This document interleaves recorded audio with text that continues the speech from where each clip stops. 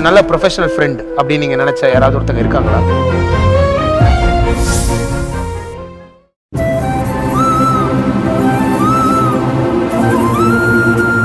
அம்மா, ரெண்டு பேரும் எங்க போயிட்டு வரீங்க? என்னடா கேள்வி எல்லாம் ரொம்ப பலமா இருக்கு. என்ன நாங்க உன்கிட்ட சொல்லிட்டு தான் வெளியில போகணுமா? சொல்ற அளவுக்கு காரியமா நீங்க பண்ணிட்டு வந்திருக்கீங்க. வெளியே சொல்ல முடியாத காரியத்தை பண்ணிருக்கீங்க. இப்ப எதுக்குமா மதியோட வீட்டுக்கு போய் இவளை கூட்டிட்டு போயிடுங்கன்னு பணம் கொடுத்தீங்க? அவங்க பணத்தை வாங்க மாட்டேன்னு சொல்லி உங்க மூஞ்சி அடிச்ச மாதிரி திருப்பி அனுப்பியிருக்காங்களே, இப்ப என்ன பண்ண போறீங்க? என்ன சொல்ற நீ? மதிய திருப்பி கூட்டிட்டு போறதுக்கு பணம் கொடுத்திருக்காங்களா? இதே மாதிரி சீதாவுக்கு பணம் கொடுத்திருந்தா கப்புன்னு வாங்கி போட்டுக்க சொல்லிருப்பேன். சும்மா இருங்க. ஆனா நமக்கு அந்த டிமாண்ட் இல்லையே. அம்மா, இது உங்களுக்கே நல்லா இருக்கா? நீங்க இந்த மாதிரிலாம் பண்ற ஆளே இல்லையேம்மா. நீங்க ரொம்ப மாறிட்டீங்கம்மா. நீங்க எல்லாரையும் சமமா நினைப்பீங்க. யாரு கஷ்டப்பட்டாலும் அவங்களுக்கு உதவி செய்வீங்க. யார் மனசையும் புண்படுத்த மாட்டீங்க. இப்படியெல்லாம் இருந்த நீங்க ஏமா அடியோட மாறிட்டீங்க? என்னடா தம்பி, இது கூட தெரியல உனக்கு? இது எல்லாத்துக்கும் காரணம் யார் தெரியுமா? ஸ்வேதா. ஒன்லி ஸ்வேதாவுக்காக தான் இந்த மாற்றம். மேடம், பணம் கொடுத்தா எங்க அப்பா அம்மா வாங்கிக்குவாங்கன்னு தப்பு கணக்கு போட்டுட்டீங்க. அவங்க என்ன காசுக்கு விக்கிறவங்க நினைச்சீங்களா? நாங்க ஏழையா இருக்கலாம், ஆனா மான ரோஷம் உள்ளவங்க. நாங்க பணத்துக்காக கஷ்டப்படுறவங்க தான். அதுக்காக தப்பான வழியில பணம் வந்தா அத குப்பை மாதிரி மதிக்கிறவங்க நாங்க. ஏய், போதும் நிறுத்து.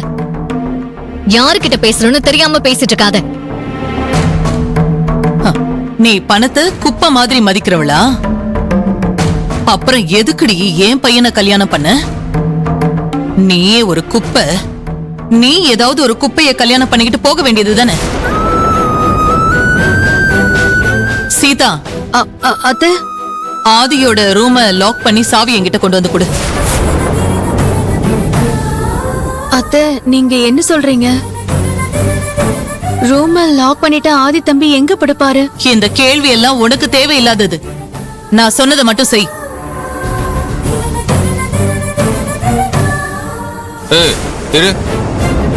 என்ன அவங்க சொன்னா என் தம்பி ரூம பூட்டிடுவிய? அப்புறம் நீ என் ரூம்குள்ளே வர முடியாது, புரியுதா? நீ என்னடா தடுக்கிறது? நானே போய் லாக் பண்றேன். தள்ளு. வாடா, விடு விடு.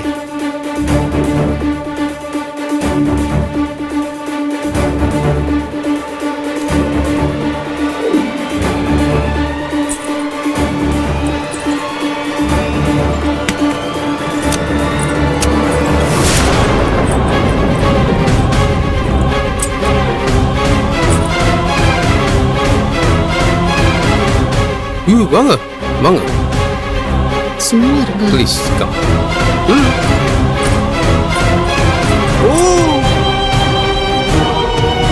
அம்மா, எதுக்குமா அப்படி எல்லாம் பண்றீங்க?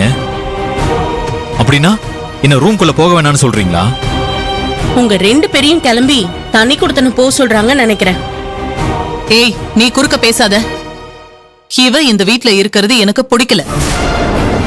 முக்கியமா ஓ ரூம்ல இவ இருக்கிறது எனக்கு சுத்தமா பிடிக்கல. இனிமே யாரும் அந்த ரூம் கதவை திறக்க கூடாது. இவளை என் மருமகளை நான் ஏத்துக்கவே இல்லையே. அப்புறம் எதுக்கு இவ ஆதி ரூம்ல இருக்கணும்? ஒண்ணு இவ இவளோட அப்பா வீட்டுக்கு போகட்டும், இல்லையா இங்கதான் இருப்பேன்னு சொன்னா ஒரு வேலையாள் மாதிரி கிச்சன்ல படுத்துக்கிட்டோம். இதெல்லாம் ரொம்ப அநியாயமா இருக்கு. வீட்டுக்கு வந்த மருமகளை கிச்சன்ல படுக்க சொல்லுவீங்களா? இதெல்லாம் எங்க போய் முடிய போகுதுன்னே எனக்கு தெரியல. மதி போய் என்ன டார்ச்சர் பண்றாங்க, என்ன கொடுமைப்படுத்துறாங்கன்னு ஒரே ஒரு கம்ப்ளைண்ட் கொடுத்தா போதும். போக வேண்டியதான் எல்லாரும். என்னடி நீயே கம்ப்ளைண்ட் கொடுன்னு அவளுக்கு ஐடியா கொடுக்கறியா? போகட்டும், எங்க வேணாலும் போய் கம்ப்ளைண்ட் கொடுக்கட்டும். அதுக்கெல்லாம் நான் பயப்பட மாட்டேன். இது நானா கஷ்டப்பட்டு சம்பாதிச்ச வீடு. இதுல யாரு எங்க இருக்கணும், எங்க படுக்கணும், எங்க தூங்கணும் எல்லாம் நான் தான் முடிவு பண்ணுவேன். அம்மா, எதுக்காக இப்படி மதியம் அவமானப்படுத்துறீங்க? உங்களுக்கு கோவம் இருந்தா எனக்கு என்ன தண்டனை வேணாலும் கொடுங்க. ஏன்னா நான் தான் தப்பு பண்ணிருக்கேன். அதை விட்டுட்டு மதிய கஷ்டப்படுத்திட்டு இருக்காதீங்கம்மா. ஏன் ஆதி, இவளுக்காக இப்படி பறிஞ்சு பேசிட்டு இருக்கே? நான் என்ன தப்பு பண்ணேன்னு என்ன தண்டிச்ச? எதுக்காக என்ன ஏத்துக்காம இந்த குடும்பத்துல இருந்து விலக்கி வச்சீங்க? இங்க பாரு, யாரும் உன்னை அந்த குடும்பத்துல இருந்தெல்லாம் விலகி வைக்கல. என் தம்பி அவன் விருப்பப்படி கல்யாணம் பண்ணிக்கிட்டான். அதுக்கு நீ கோச்சுக்கிட்டு நீயா விலகி போனா நாங்க என்ன பண்ண முடியும்? போகாம நான் எந்த உரிமையில இந்த வீட்டுல இருக்க முடியும்? அனாதை மாதிரி நான் தனியா தானே போயாகணும். அதத்தான் நான் செஞ்சேன்.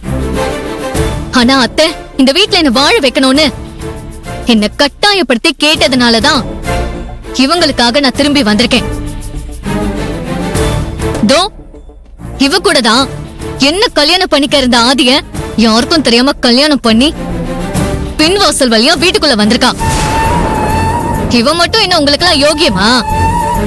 ஏய், இங்க பாரு, நாங்க 2 பேரும் ஒண்ணு சின்ன குழந்தைங்க இல்ல. எங்க வாழ்க்கையை நாங்க முடிவு பண்ற அளவுக்கு எங்களுக்கு வயசும் பக்குவமும் இருக்கு. எங்க விருப்பத்துல யாரும் தலையிட முடியாது. சூப்பர். நடந்து முடிஞ்ச கல்யாணத்தை இனி யாரும் மாத்தவும் முடியாது. நீதான் அப்படி சொல்லிட்டு இருக்க. ஆனா இவ இந்த வீட்டுல வாழ வரலன்னு சொல்றா. அப்படி ஒரு எண்ணத்துல இருக்கிற இவ எதுக்காக என் மகனை என்கிட்ட இருந்து பிரிக்க நினைக்கிறா? அப்ப இவ பண்றது தப்பு இல்லையா? இங்க பாருமா, உனக்குதான் இந்த வீட்டுல வாழ விருப்பம் இல்லைன்னு சொல்லிட்டல, அப்புறம் எதுக்கு நீ இங்க இருக்க? மானோ ரோஷம் உள்ளவளா இருந்தா இப்பவே இங்க இருந்து கிளம்பு. நான் போறதுக்கு ரெடியா தான் இருக்கேன். ஆனா ஒரு விஷயம், நான் போனதுக்கு அப்புறம் ஆதிக்கும் ஸ்வேதாவுக்கும் கல்யாணம் பண்ணி வைக்கணும்னு நினைச்சீங்கன்னா அதை நான் நடக்க விட மாட்டேன்.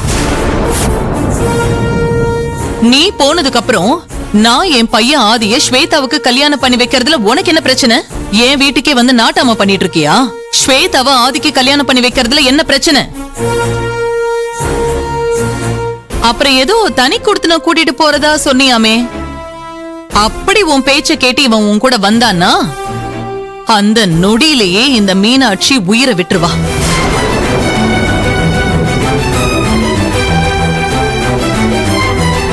பெத்த தாயோட உயிரை பலி கொடுத்துதான் இவன் உன் கூட வாழணும்னு நினைச்சானா தாராளமா நீ இவனை கூட்டிக்கிட்டு வெளியில போலாம். இப்ப கூப்பிடு. உனக்கு தைரியம் இருந்தா என் கண்ணு முன்னாடி என் மகனை கூட்டிட்டு போ, பாக்கலாம்.